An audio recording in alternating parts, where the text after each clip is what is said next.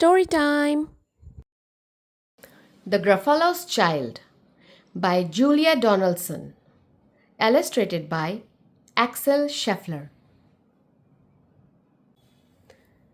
The Gruffallo said that no Gruffallo should ever set foot in the deep dark wood. But one wild and windy night, the Gruffallo's child ignores her father's warning and tiptoes out into the snow. After all, the big bad mouse doesn't really exist, does he?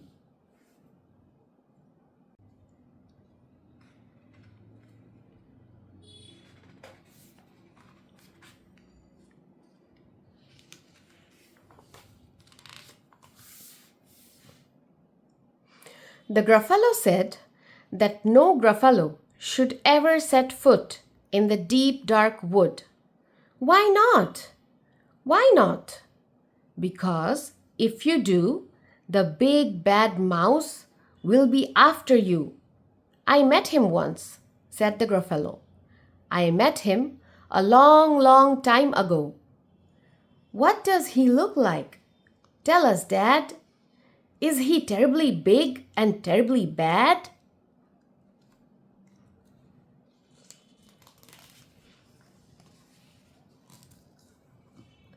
I can't quite remember, the Gruffallo said. Then he thought for a minute and scratched his head.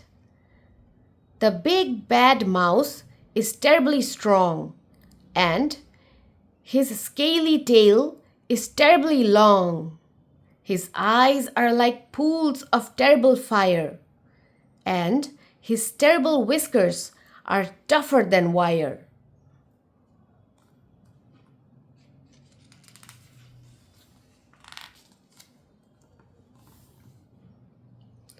One snowy night, when the Gruffallo snored, the Gruffallo's child was feeling bored. The Gruffallo's child was feeling brave. So she tiptoed out of the Gruffallo's cave. The snow fell fast and the wind blew wild. Into the wood went the Gruffallo's child.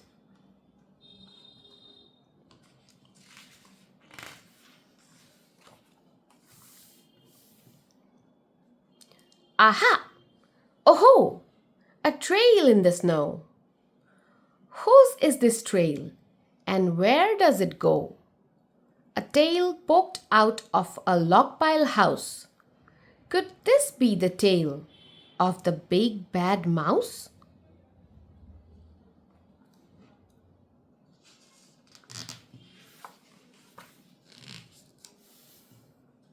Out slid the creature. His eyes were small, and he didn't have whiskers. No, none at all. You're not the mouse. Not I, said the snake. He's down by the lake, eating Gruffallo cake. The snow fell fast, and the wind blew wild. I'm not scared, said the Gruffallo's child.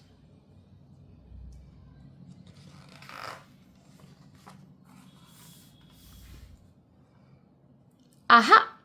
Oh-ho! Marks in the snow. Whose are these claw marks? Where do they go? Two eyes gleamed out of a treetop house. Could this be the eyes of the big bad mouse?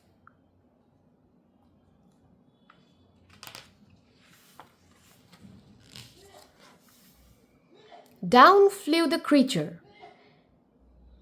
His tail was short, and he didn't have whiskers of any sort. You're not the mouse. To-whoop, not I. But he's somewhere nearby, eating Gruffallo pie. The snow fell fast, and the wind blew wild. I'm not scared, said the Gruffallo's child.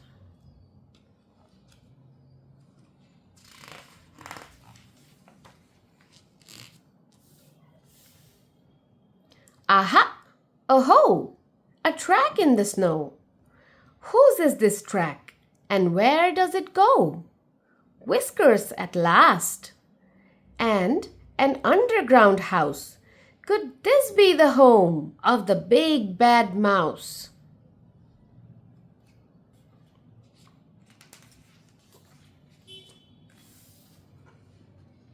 Out slunk the creature. His eyes weren't fiery. His tail wasn't scaly. His whiskers weren't wiry. You are not the mouse. Oh no, not me. He's under a tree, drinking Gruffallo tea. It's all a trick, said the Gruffallo's child, as she sat on a stump where the snow lay piled.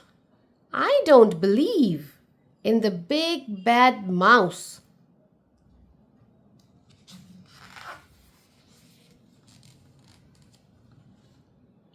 But here comes a little one out of his house. Not big, not bad, but a mouse at least. You'll taste good as a midnight feast.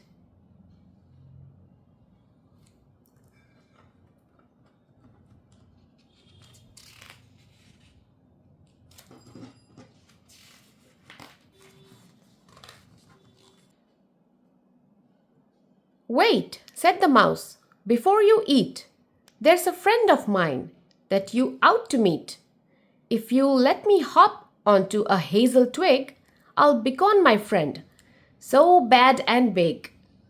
The Gruffallo's child unclenched her fist. The big bad mouse, so he does exist. The mouse hopped into the hazel tree. He beckoned, then said, just wait and see.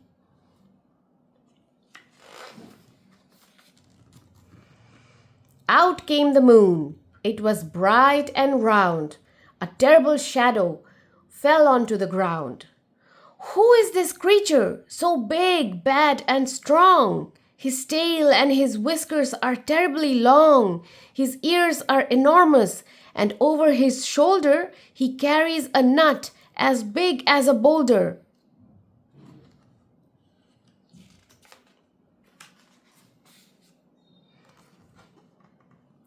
The big bad mouse, yelled the Gruffallo's child. The mouse jumped down from the twig and smiled. Aha! Oh-ho! Prints in the snow. Whose are these footprints? Where do they go?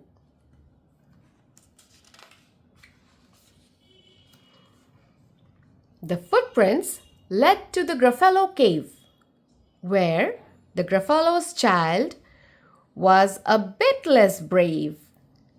The Gruffallo's child was a bit less bored.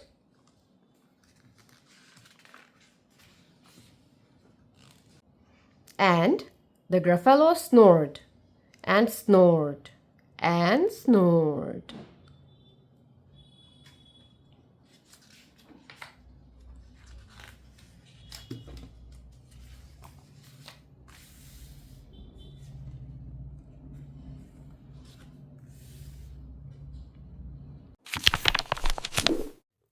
Subscribe.